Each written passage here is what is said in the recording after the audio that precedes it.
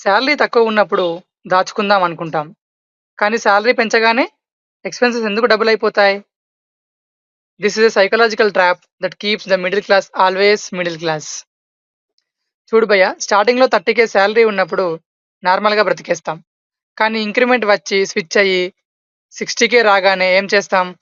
వెంటనే lifestyle inflate చేస్తాం. Everyday Swiggy, Zomato orders, weekend costly cafes and use చేయని automatic subscriptions. Robert Kiyosaki 'rich dad and poor డాడ్'లో చెప్పినట్టు, poor people and middle class people spend money on liabilities thinking they are assets. మన income బాధలు పెరిగినప్పుడు మన savings పెరగాలి. కానీ మనం ఖర్చులు పెంచుతున్నాం. ఇందుకే ఎన్ని ఇయర్స్ జాబ్ చేసినా అకౌంట్‌లో బ్యాలెన్స్ జీరో అనే డైలాగ్ కామన్ అయిపోయింది. దీనికి సింపుల్ హ్యాబిట్ రూల్.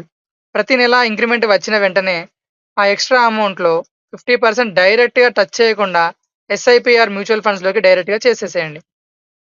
మిగిలిన 50% తోనే మీ లైఫ్ స్టైల్ అప్‌గ్రేడ్స్ ప్లాన్ చేసుకోండి. మనీ హ్యాండ్లింగ్‌లో నాలెడ్జ్ కంటే డిసిప్లిన్ బిహేవియర్ మిమ్మల్ని రిచ్ చేస్తుంది.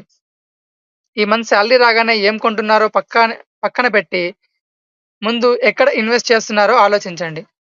Hit follow for more real talks.